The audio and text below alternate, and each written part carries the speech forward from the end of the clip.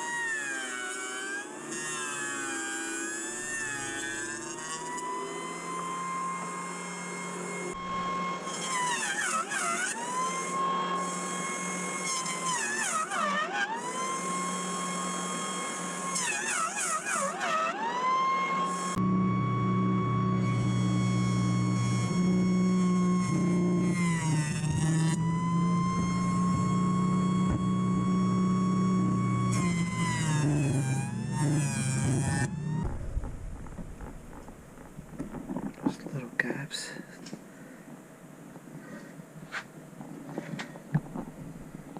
Not too bad.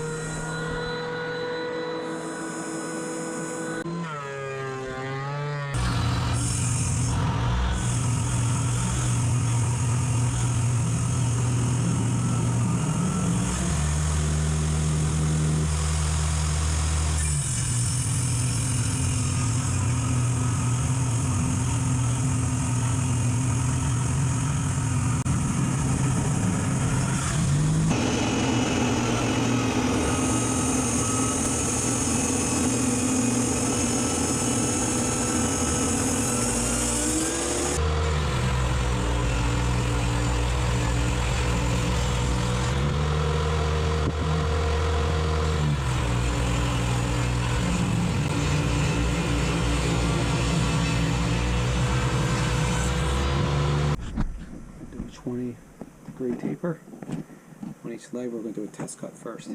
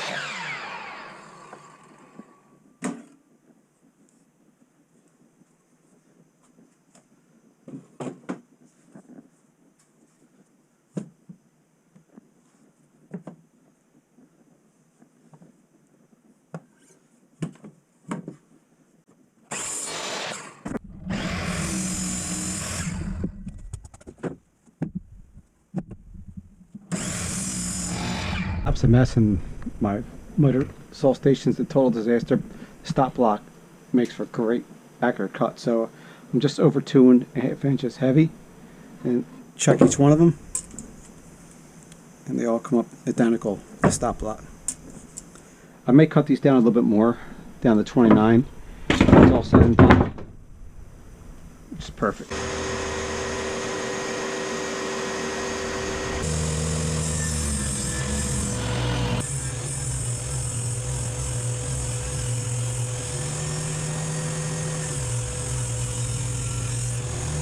Yeah, these came out pretty good. This little cheap jig here. So it's about a 18.5 to 20 degree, well, about 20 degree angle coming up, but then I changed it to 18.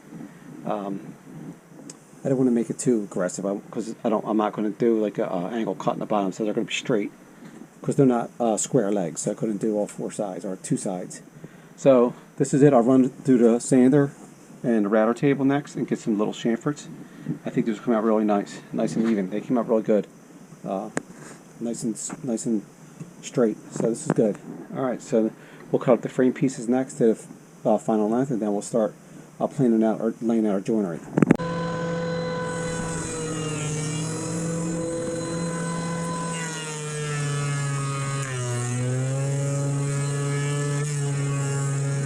It's going to want this. These are going to be the legs from the sides facing in. So the top is going to be 40 inches long. So I want about a 2-inch overhang on each edge and about 1.5 inch overhang, you know, side from the front and backs. So here I want these to be about 36 inches spaced out roughly. So let's move this in, just get a rough idea. And so my stretcher should be about 30 inches. I think will be perfect. 29.75, but we'll go to 30. We'll make a little, give a little room. So we'll cut each stretcher to 30, and then for the front and backs, obviously it's going to be sitting, legs are going to be a little thinner.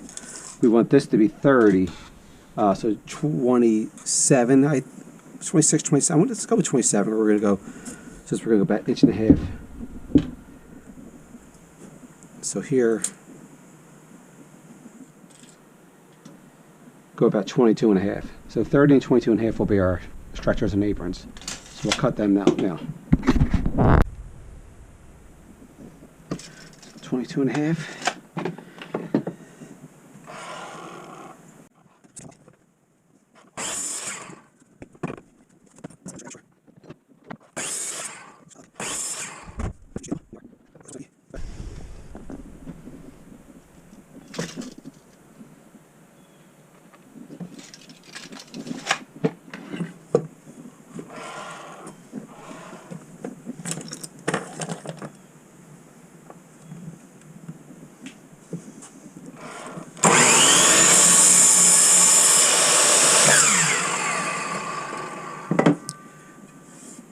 Stop blocks make these so easy to maintain and cut and get everything exact.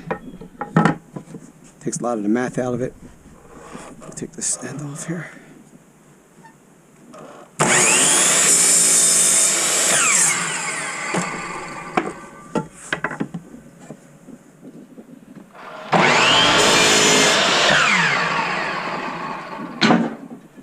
So we have our stretchers and aprons now. Next I'm going to run these stretchers and aprons through the router table here. So this is going to be the outside, so this will be the bottom, the part that will be exposed on the table. So I'm going to run these through, run like a light chamfer on these guys, and then the legs I'm going to do with a trim router since they're tapered. I don't want to run that. I guess I could run through the router table too. I guess we could do that, but these, I'm going to start with these, and I'm also going to put like a little groove in each one to have a little design with the table saw later. So let's do that now. So let's turn the shop back on.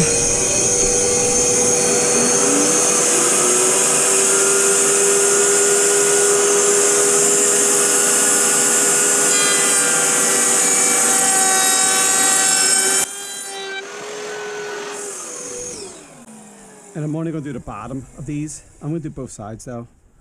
I'm just going to do the bottom. Since the top will have the tabletop on it, I want that to be straight. So we'll do both sides of the bottom.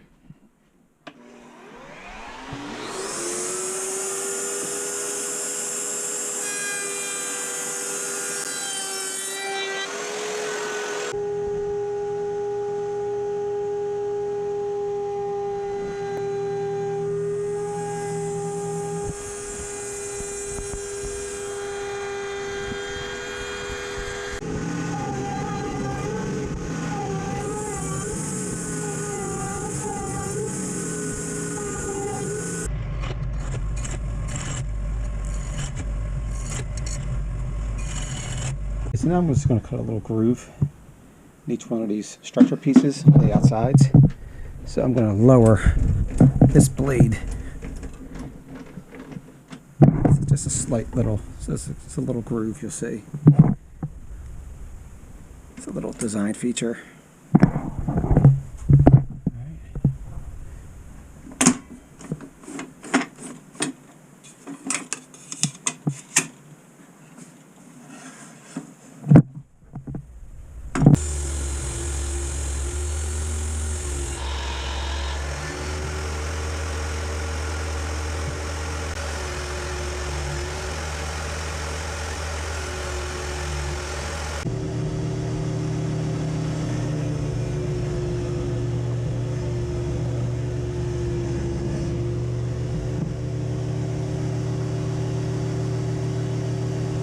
Note, you can also run the same process for your Z-clips for your tabletops. So this is the top of your top stretcher.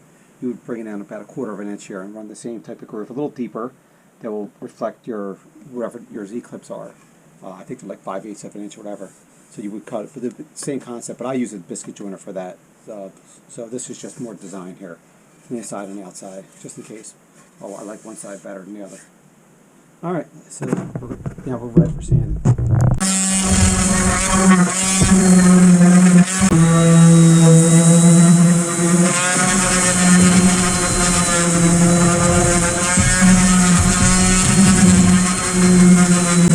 Okay, so this part is probably the most vital part of this whole project. So I have my legs facing inwards with the taper going down, as you can see here. And these are going to be the I guess the front and back, or, you know, the sides of the table. So this is where you'll sit down at the table here, which will be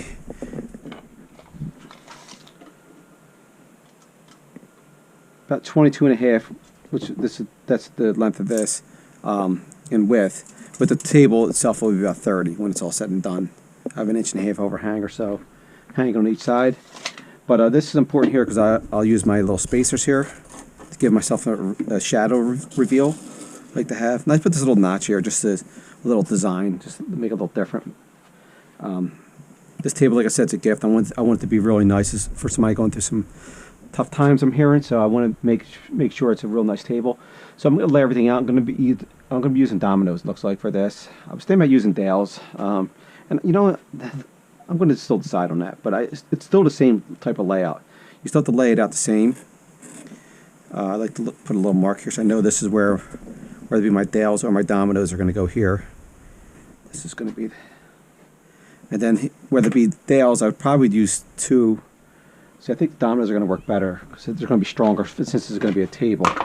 So if I use my 10x50s, I think that will work perfectly right here between this little groove here. So 1 and 1 here, and then we'll mark our lines here where we're going to. But we'll get more accurate measurements with this. And so that's really better. So we're going to start laying everything out, and I'll label everything.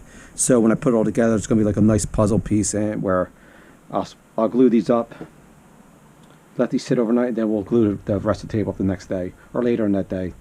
The glue's drying pretty fast since it's kind of warm out right now. So let's lay everything out, get our markings, and then we'll go from there. This is important too, since we're going to be using 10x50s. Half of 50, and these are all metrics, is going to be 25. So you want to set your depth to 25 here. Hope you can see that. And also your width will also, or your plunge will also be at 25, which would be is your half of 50. So we'll set this as we turn the machine on. You don't set this your width of your mortise until you turn your machine on. Recommended by Festool. So we're going to use our CT 15A. We have it all plugged in, and we're not going to do anything. We still got to do some layup. I just want to get the domino ready. So we're going to plug in the shop vac. It's all universal, and then you're going to plug into your power. I use the same power for my sander and my track saw, etc. You can use it for all your Festool tools. Just plunge it in and then turn it clockwise. So this is ready to go.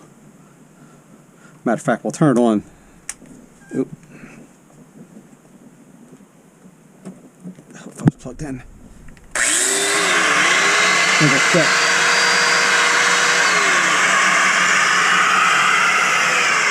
That way we'll be ready after we get our layout done. So let's do our layout next. We'll finish the layout.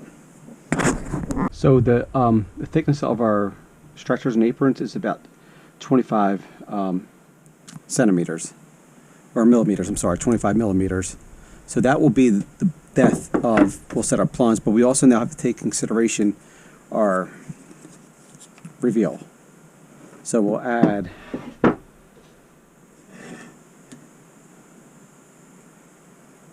another couple millimeters here to this.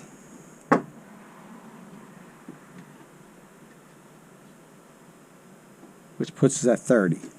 So we're going to set our depth to about 30 here.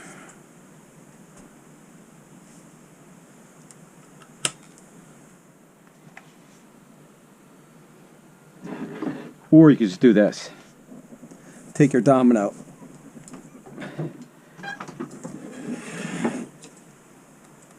and just lay it here and then set your depth, because you want this to lay flat, flush. So I know that's going to mortise into the center of our piece here, which is important. So the next step is to find our center. So this I'm just going to eye up with the domino. Since I have these little grooves here, it's going to make it a little more difficult. So I'm going to find the center here. Find the center here. But now I'm going to set my, because I do want these to be the same.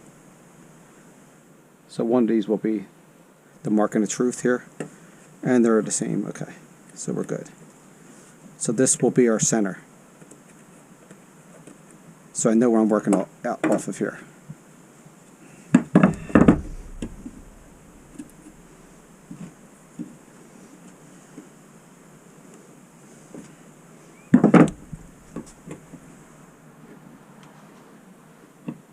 Hope this makes sense. So now we could take this and we can start mortising in, but we'll mark them all first before we do that. But now we also have to get our leg here. So let's get our one leg, and this will be the inside. So I want the kind of like the not nicer side to be on the inside. And so with our reveal,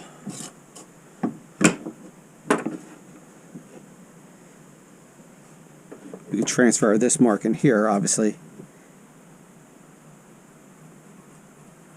So we know it's the same. And then we can take our other speed square here, or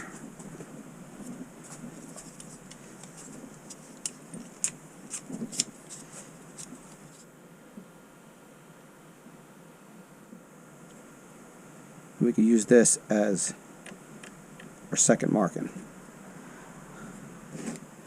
So we know this is where our mortises will be. But I'm going to mark all the way around.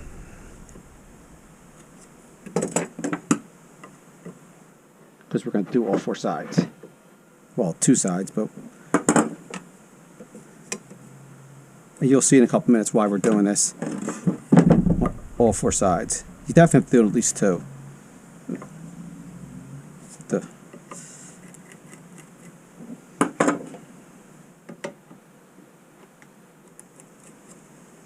Okay, so now we know this is our inside. This is where our mortises are going to go here, but we're going to probably mortise it from this side with the domino. Okay, so we know that's how it's going to lay out on both sides. So we can mark all of our legs identical and mark all of our stretchers and aprons identical with the same markings. All right, let's go.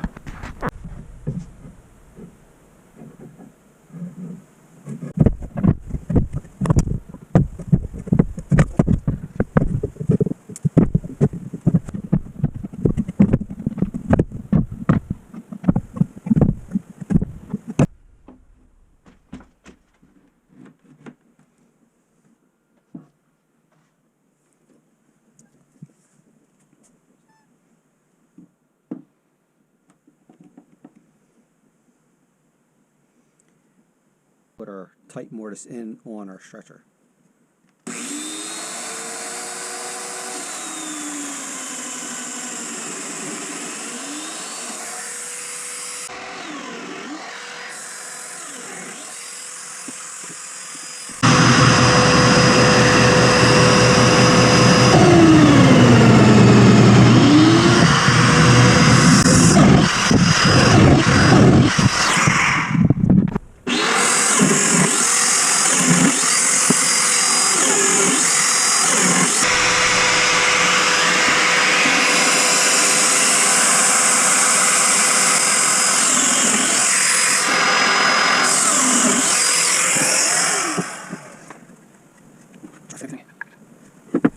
No, there are wheels here, so we'll roll the Moses now. So we get inside this leg, Moses over here, so we'll cut here.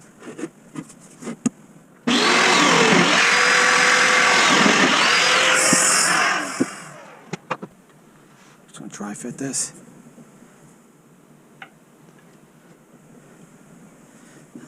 Put this out of the way. Some more room here.